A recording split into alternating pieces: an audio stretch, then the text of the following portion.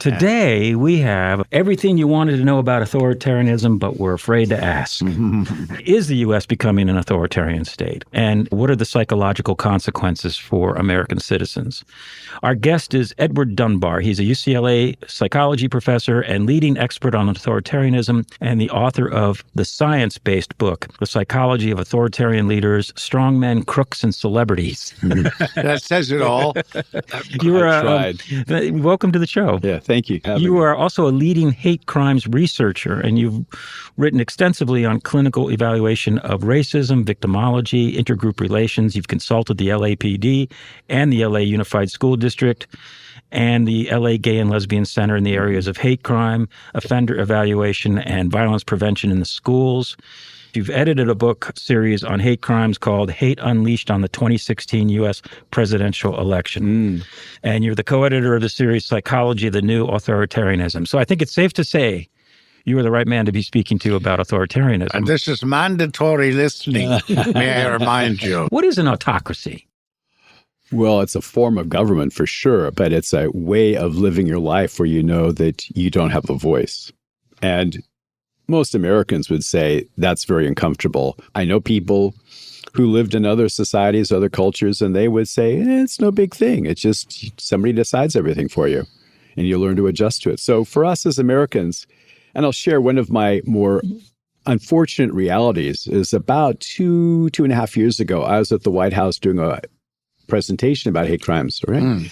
And I looked at the group and I said, and I'd just been doing some research on what are the cultural factors affecting autocracy. And I said, well, countries that have lower respect for leadership, where you can go up and talk to the leader, countries where you can be an individual, countries with a higher need for hedonic pursuit, those are not countries that are going to become autocracies. So I said, I wouldn't worry too much, folks, because, that's not in our DNA. Well, obviously, some other things have happened. It's not in our DNA, but, it's an interesting reality to say we are now facing the kind of control of our individual lives in a way that is really unprecedented. And it may cut against our DNA, but we are now really all stuck, kind of as the British would say, we're in a muddle. What are we going to do given this doesn't really reflect us? And as the polling data shows, most of us are really not terribly excited about it. Now, I say that, and then I also think back to the Nazis. As long as they were doing polling, only got about 38% of the popular support in their own country as they were governing. So, autocracy doesn't mean it's the majority at all. It just means that there's the powerful few that control the many. And we're kind of in that situation right now. But there's been a trend towards authoritarianism globally. The Economist Democracy Index in 2024 reported that 39% of the world's population lives under authoritarian governance, with an additional 15% of the world's population residing in hybrid regimes. Right. You gave a wonderful presentation recently at the Santa Monica Library. Of all places. So, it was fantastic. The turnout was great. It was great. People were very interested in this. And you showed a slide that said somewhere in America, a little girl is hiding in an attic writing about ICE. Yeah, this sort of reference back to Anne Frank, of course, of the Holocaust. Is it really happening here? We are there. And like any social system, it is fluid. And in our case, we are moving into, or sort of transitioning into, a form of non-democratic governance. And what follows from that are things such as corruption, also, unfortunately, increase in genocide risk. Now, you mentioned some of the data about these organizations that have been tracking international political trends. Using that same data, if you look at the idea of the risk for a state-run genocide, what do we know? Hard autocracies are far more likely to perpetrate genocide against their own people. Hard autocracies are also much more likely to be extremely corrupt politically. Now, what's the kicker is that hard autocracies and the true, real democracies do about the same as far as their gross domestic product. So you got this kind of like U effect where any countries that are in between, don't mess with Mr. In Between, you're seeing some economic lag. But if you go really very democratic or very authoritarian, you're about at the same level. Now, the trade-off is if you're doing that in an authoritarian regime, and this is the psychology of the thing, you know that you're looking at a greater risk that your uncle can be taken away in the middle of the night. You're looking at the likelihood that you're going to have to pay backsheesh to get something done at the DMV. And you're also thrust into the reality that you can't feel really good about being part of the country that you're in. So it's really interesting. The people that live in autocracies, they don't feel good about their societies. They have to find ways to feel good about themselves independent of the culture and the group that they're part of.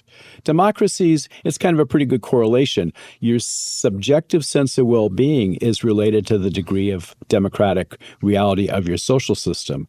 So you see a real split. I mean, from a psychological standpoint, from a welfare standpoint, clearly there are advantages for the average person to be living in a free democratic regime. That's according to data culled from 2024. But we're not doing that, are we? So there must be something else that's going on. And that is, obviously, there's some people that know they will benefit by living in a society in which the idea of freedom of speech, of press, of motion is restricted. In fact, I'll give you, I think, my favorite definition of oppression. It comes from a very, very wise old Black psychiatrist named Chester Pierce. And he said, you know you're being oppressed when somebody's controlling your space, time, energy, or motion. He called it STEM, space, time, energy, or motion. And when you think about it, you know, we're putting people in facilities. We are terrifying people to go out into the streets. As we know in Los Angeles, one of the better things we've done is to find ways to get food to people that don't feel safe going to the corner stores. Right.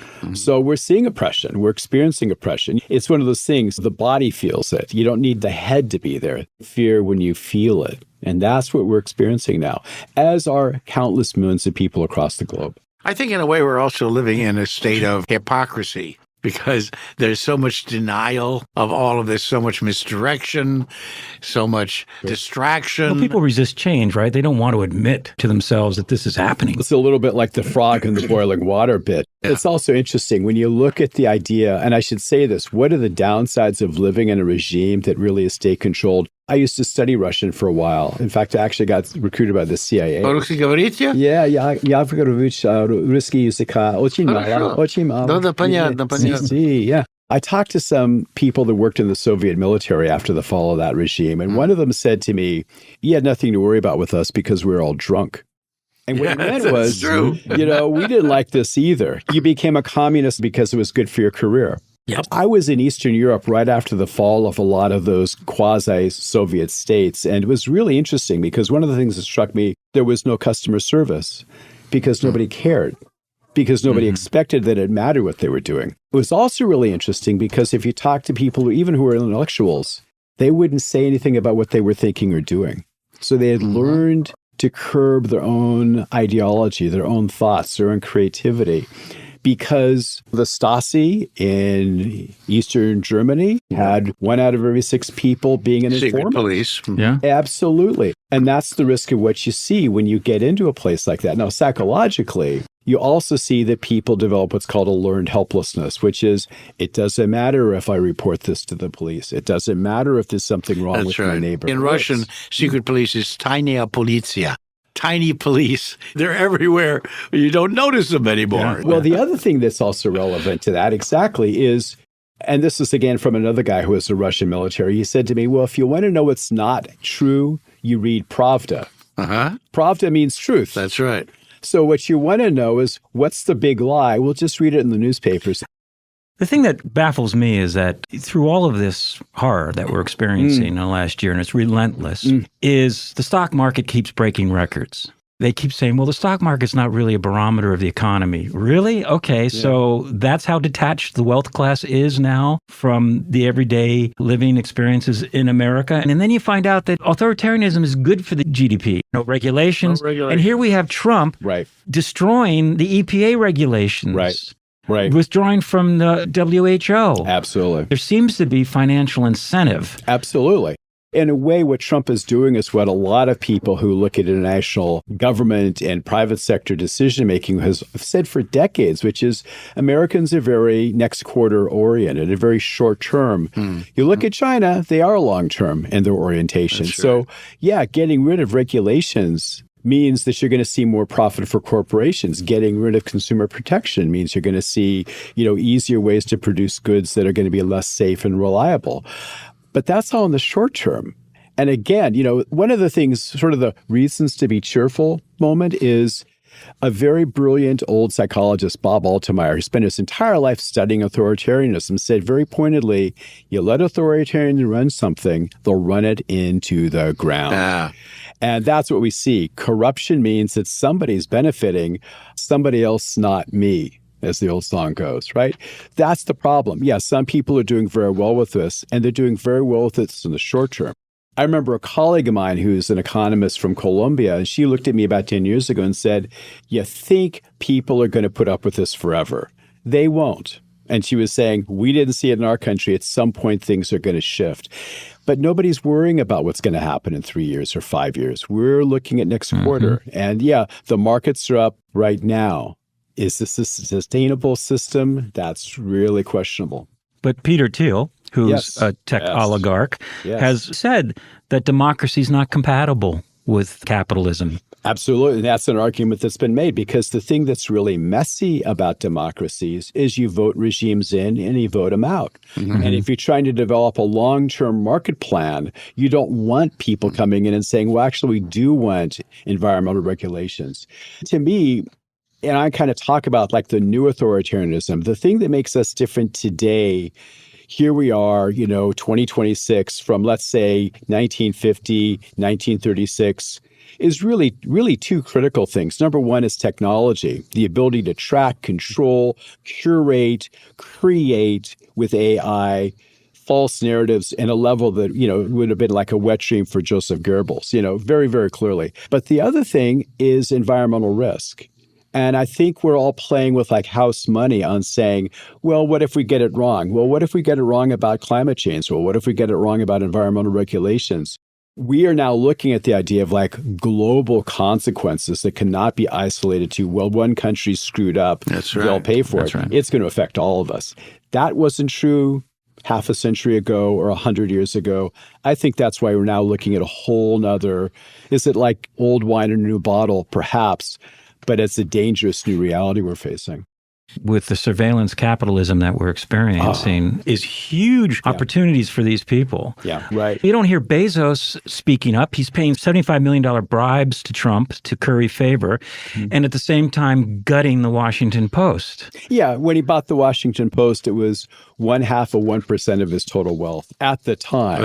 It was like a cup of coffee. Yeah, exactly. It's media capture, and that's the other thing. I mean, if you really want to look at what's going on with legacy media, they've kind of tied themselves to this proposition as well. And I think as this falls apart, so will the idea of there being like a common ground. Now, the problem with that is we're also getting into more of a Tower of Babel, where all that data is going to curate information that will only reinforce our biases. And that's a very dangerous psychological truth. Yeah. I'll only understand things in terms of what I already believed in. It's like jury decision making. Once I know you're guilty, it doesn't matter if you come in and say, we found the actual murderer. No.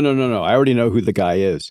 That's what we're going to see with our political decision making. Confirmation bias. Absolutely. What you made me think about was Orson Welles in Citizen Kane saying, I think it would be fun to run a newspaper. Yeah. And speaking of media capture, in 2022, Elon Musk bought Twitter. Yes. And aggressively relaxed content oversight and security. He terminated the technical staff who monitored the online content. Right. FCC Chairman Brandon Carr announced that he's investigating the TV show The View after the appearance of a Texas senator candidate, James Tellerico. Right. But CBS now, run by the Ellisons, they wouldn't allow him on Colbert's show. So that's media capture. Colbert, to his credit, spoke out about it on the show and then did a YouTube-only interview. But, think of it like this. It's like buying WorldCom stock and suddenly waking up one day and saying it's worth 16 cents. Average American at some point as a behavioral scientist is going to look at Netflix. They're going to look at CBS as being Pravda. They're going to say, oh, this is all for show. That's true. Now I don't take this stuff seriously. Now, what I think the problem is not just maybe it won't be worth very much if you own those sources, but what's that going to do to our decision-making as a society? How are people going to know what they should be buying, selling, working towards if it's all a lie? And I don't think they thought that through. Professor Ed Dunbar of UCLA is with us, our guest today, an expert on authoritarianism. And the Firesign Theater. And the Firesign Theater. Had a good day. No, how did you get to know us? Oh my goodness, listening to the radio back in Through the the day. radio. That's yes. Yeah. Yeah, Bose was on this bus. Yep. Yes, right. Exactly. Well, it's true. And the Yes. Fireside Theater was political Absolutely. at its time, and we were And funny. anti-war and Yes. all of that stuff. And we Yeah. got into some trouble for it as well. Good trouble. as we But say. it was good trouble. Good trouble. Yes. And that's where we are now. Yeah. We're in a Yes. time where we have to be Have aware. to resist. Yes, we Yes. have to resist. Yes. It has to be good trouble. Yes. We have to make our voices heard. You quoted poet Kenneth Patchen. Oh, yes. No one works alone. Yes. I don't share my thoughts because I think it will change the minds of people who think differently. I share my thoughts to show people who already think like me that they're not alone. Yeah. And that's what's so important. Yes. Because there's more of us than there are of them. But we are feeling frightened. We are hiding. We are sometimes even turning on each other because we're so fearful. It's also, to paraphrase another song, do you know who your friends are? I know a couple of guys who are hate crime researchers who, right after Charlie Kirk was assassinated, basically said, well, Kirk had some good ideas there, and he was a real leader of youth. And I was like, wait a minute, what are you getting at? And some people find the short line to go stand in. And the short line is where things are going to be easier in the future if this holds. Mm-hmm. So we kind of find out who our real friends are through this process. Who are the people you can really rely upon? And, I like to put it this way, because this is, I think, one of the bigger questions that kind of you guys are like asking me about. And that is, how do you make sense of being in these crazy times? And, Absolutely right. Yeah. There are some great benefits to what's happening right now. RFK Jr. has instructed us now as to what kind of vegetables we can insert into our rectums. Yeah. But we know we're a banana Well, you know republic. why? When they say a firm banana, it has to be a firm banana. Not if a you're gonna frozen put it banana. up there. Because the website has an AI component, which of course was contracted out to Elon Musk, who has no governor. The usual suspects. Right. That's why that question will be entertained. It's like jokes about Uncle Joe and Russia, and people make fun of Putin, in Moscow, and there was a time that Hitler was thought to be kind of a buffoon. Yeah, that's right. Yeah, Chaplin epitomized it so well in The Dictator. You write about how societies slip into authoritarianism. absolutely. And this is nothing new. Nothing at all. As you new. wrote, there's nothing new under the sun. Yeah. It goes back to Julius Caesar.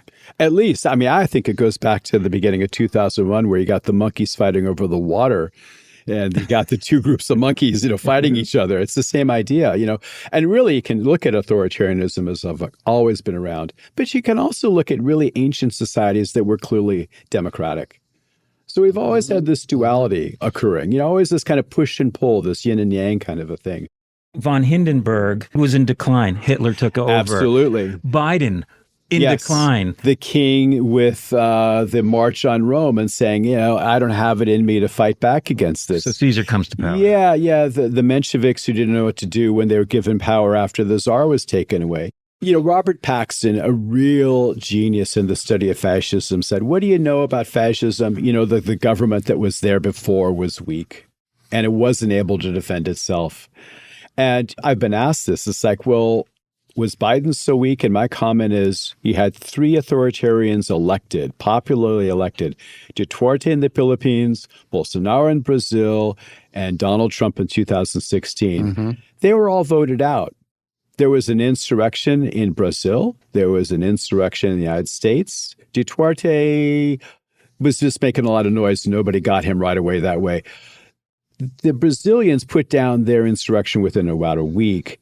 He is now facing 27 years in prison. Duterte is now in The Hague, incarcerated for crimes against humanity. And our guy's back in power. Yeah. So somebody missed the message here. Somebody didn't get the memo.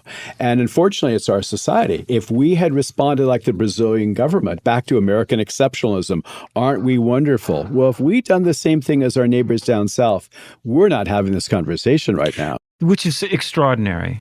What's interesting to me is the Epstein files and how definitive they are. They're bringing down monarchies and governments overseas. Healthcare researchers, and there's more of us than there are of them. And that's the paradox. There are more people saying, I don't want this, even more people saying, I didn't vote for this. But we're still left with another dilemma about the American psyche is that, as you both know, more people didn't vote for either candidate in the last major election than voted for either Harris or Trump. So we're left with this idea of a lack of energy, a lack of initiative. And I think that that's not by an accident. I think there's clearly been a lot of very bright boys and girls who've been working for a long time to undermine our sense of democratic necessity. And I think that's part of what's now caught up with us. Dismantling the EPA pollution emissions standards and withdrawing from WHO, and all these people are dying that are not getting help now. Why? Why would they do that? Well, again, it's because it's a profit motive, isn't it? Well, it's a profit motive, but it's also the people that are in positions of political leadership are really, frankly, quite antisocial. And this is not just Trump, and it's not just today. You know, Stalin started out after he was beaten up by his dad for many years as a train robber. We have, Mao as more of a bandit than of a theoretician. You know, we've seen this for decades now. These are people that don't really have a lot of concerns about what it's going to do to the average individual. They never have. And if anything, I think because of extreme wealth, less so today than even 100 years ago. In your book, you talk about the personal psychologies of authoritarianism. Yes. And a lot of it had to do with childhood privation and abuse. Pretty awful. Saddam Hussein of Iraq. His childhood was marked by an abusive stepfather who perpetrated chronic psychological and physical violence upon the family. Joseph Stalin, his father was exceedingly violent. Exactly. Died in a bar fight. Idi Amin. Right. His childhood was fraught with poverty, parental abandonment, exposure to violence of a ritualistic nature, which might explain why he cannibalized his wife's heart. Yes, on one hand, or where Joe Stalin, years before he had formal power, said, my idea of fun is to sit around and think about who I'd like to kill tomorrow. What about the sheikh who was just thrown out of the big company? God, what was his name? Because he wrote an email to Jeffrey Epstein saying, hey, it was great to see you. Sorry I missed you. Really enjoyed the torture videos. Yeah. Well, this is where you put the autocrat on the couch and say, we are looking at some people that not just want a lot of money and want a lot of power, but have a very perverse idea about human relationships. Yes. And, if I could sound a little prosaic for a moment, I think that the greatest tonic against authoritarianism is love. End of story. Because none of these people have good, intimate relationships, have a love for their country, have a love for their people. So the real tonic to this is to know what you care about, because they don't know that. You talk about Mussolini, Modi, Kim Jong-un. They all have narcissistic personality disorder. I'll put it this way. Yes, a lot of them show a lot of antisocial characteristics. And the narcissism is almost like maybe an antisocial kind of cleaned up, or an antisocial in a nice suit. But yeah, these are people, as I say, who have no compassion or connectivity. And ironically, we'll do the whole spiel about, I'm here to bond and connect with my people. And, they do that whole ultranationalism. Really, what I talk about is authoritarianism, ultranationalism, and xenophobia. When you see those things coming together, bad stuff is going to follow. Absolutely. Yeah. These autocrats had, as you said, unstable relationship history. Mussolini, he had sexual issues. He was abusive to women. Yes. Yeah. Gaddafi also had a sexual compulsion that included frequent acts of violence to his female partners. Donald Trump, married 3 times, has been linked to porn stars, and more ominously, of course, his very close friendship with Jeffrey Epstein and all the accusations about their pedophilia. Absolutely. And that is making us have to rethink the idea that these people who got us here really are very problematic, and that the very notion of their governance is based on some very un-American, un-Christian ideas. Yeah. You talk about the 4 horsemen of autocracy. So here are like the things when these start to kind of go to the wrong side, go to the dark side, if you want to put it that way, you're in trouble. Okay, so number 1 is the lack of political choice. We say the lack of political plurality. Number 2 is the lack of there being any idea of being an alternate press or a free press. Number 3 is that there's really no idea such as judicial independence or freedom. And then number 4 is the idea that there's really no real true elections. Now, again, I sit around and I run statistics on these sorts of things. And what is interesting is that in 2024, the predictor of a country not only being autocratic, but also becoming increasingly likely to perpetrate genocide on its own citizens was the lack of the freedom of the press. And if you really want to talk about the idea of like a tipping hypothesis, like when do you go from being like a quasi-democracy to sort of going down the rabbit hole? It's when any of those four things, when two of them have been lost, you're already like moving away from a true democratic reality. Mm-hmm. Okay. So, there are warning signs. And I know, Tim Snyder, who's a very, erudite historian, he talks about 20 sort of phenomena. I'd say all that makes sense. These four really tell you when your government and your society is no longer allowing you to have the rights of civil liberties and freedom. You talk about one of them being the politicized courts. Oh, yeah. Like Hitler, the Trump regime has blatantly ignored court orders. Yes, exactly. So they're lawless in that respect. Right. But then the courts themselves have been degraded. Perfect example is Mitch McConnell, whose legacy will be denying the Supreme Court jurist by Barack Obama because he said 6 months wasn't enough time, and then he threw somebody in with a month to go. Exactly. These coordinated efforts successfully reduced regulatory antitrust efforts. Koch brothers have put money into universities in return for curriculum changes. Right. Right. I think Harvard was the one university that refused that money. Yes. And guess who's being sued? Yeah. Right. Then you have these mental issues like you talk about where Trump is so excessive that he's suing everybody because it's all he's ever done. And now he's suing himself. He's suing the U.S. government. And he won. This is firesign theater stuff. This really is. Please, to me, the most consequential court the other decision side of the record is the Citizen United decision. Oh, well, again, that was not an accident. That was part of a progression towards funding these kinds of initiatives. That's right. Yeah, absolutely. I mean, again, these are not random events. This was well planned and executed. There are a lot of bright boys and girls working against democracy. And that's what we got to look at. In fact, the challenge is to be on the left is that you can get kind of crazy. Somebody once wrote a book saying racism makes you crazy. If you try and study it and deal with it, you start to lose perspective. Yeah, there are a lot of people that really have worked very hard to get us to this point. It's like they say in an AA group, your best thinking got you here. Now, are you actually still teaching classes? Oh, no, I more just stare at doctoral students and tell them what they're doing wrong. It's much more refreshing, actually. Yeah. A little autocratic. Oh, absolutely. You didn't expect me to take this stuff seriously. Let's talk about solutions. Do you think that overturning Citizens United, which would have to be a heavily Democratic Congress to do so, if we got money out of politics, it would neutralize these oligarchs, wouldn't it? Okay, so how do I stay sane with this is the fact that I've looked at this for a long time. It doesn't shock me that we got here, unfortunately, to say that. But then I come back to my colleague, Bob Altomar, saying they'll screw it up. It really won't work. And you can see that with what the Nazis did with the Volkswagen that nobody ever got, which you can see with the 5-year plans with Stalin, time and time again. Even China, the poster child for state-run economy, they got their problems. They got a lot more problems than we really hear about. You were talking about funding of ICE. They offer you $50,000, and you don't get it, right? $10,000 a year, right? And if you drop out, you forfeit it all. You have to pay it back. Yeah, right. You got to scam. You got to pay ICE back. Exactly. Pay no attention to man. Yeah, but they are so well funded. They just put $100 million into concentration camps. Which is interesting because the right would always say how the deep state was take away our guns. Sure. In psychology, we call that projection. Yes, the thing that I'm going to do, I'm going to say you're going to do. So obvious. But there's a huge surge coming this way to California. Yes, there is. It's not over. What would have happened if Minneapolis happened in the heat of summer?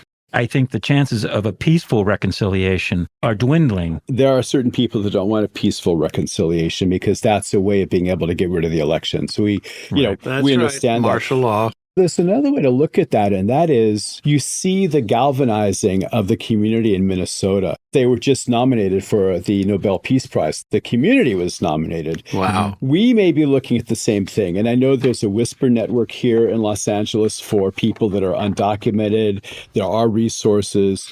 I work with a group of mental health people around the globe to say, how do you deal with this and how do you sort of get through this? And it's a critical issue. And your community is becoming stronger because we know what we're up against. You have something, and I think we should leave with this. You have ways of coping. I'll just read the list and tell me what that means briefly. Going into silence. Yeah. That is the person, and really there I'm talking about the creative arts, the person who was the satirist, the person who was the musician, And I'm thinking of one person during the Second World War who just stopped working and just said, I can't do anything because I don't want to be a part of this. And if I did what I really wanted to do, just like what Stalin did with people like Prokofiev and Shostakovich, you could go to the death camps. So sometimes the creatives say, my only creative gesture is absolute elective mutism.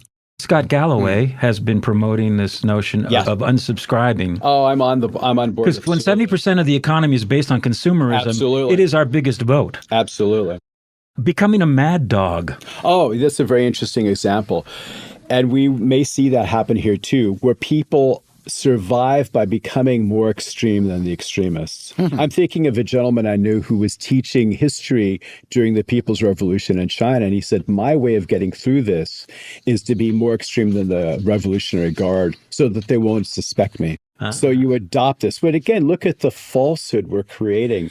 People hypocrisy. A narrative that I don't believe in for a moment. Exactly. Yeah. Meditating. You know, I had a professor who was thrown into a gulag because he was teaching history again. We come back to that, but he wasn't using social realism. And I looked at this guy and I said, Dr. Nadel, how did you survive in the gulag? He goes, I learned to meditate. He was the last guy in the world I would have ever thought I would have heard that from. So in safe settings, we can confront oppression. Sliding into autocracy is a social sleeping sickness. You will find out who your friends are. And in an insane world, we need a safe and smaller world. All words to live by. We are out of time. I can't believe it. We've been talking to Dr. Edward Dunbar, who's a leading expert on authoritarianism, UCLA professor. And keep your head down. Yeah, thank you so much for coming on the show. It's really, really great. Folks, keep hope alive and look for the young people to rebel against and this. That also means you old fart out there. Yeah, that's right. Sexy Boomer Show. Catch all our stuff at our website, sexyboomershow.com. Reach out to us at info@sexyboomershow.com. We'd love to hear from you, what you want to hear, what you like, what you don't like, blah, blah, blah. We'll see you next week. God willing.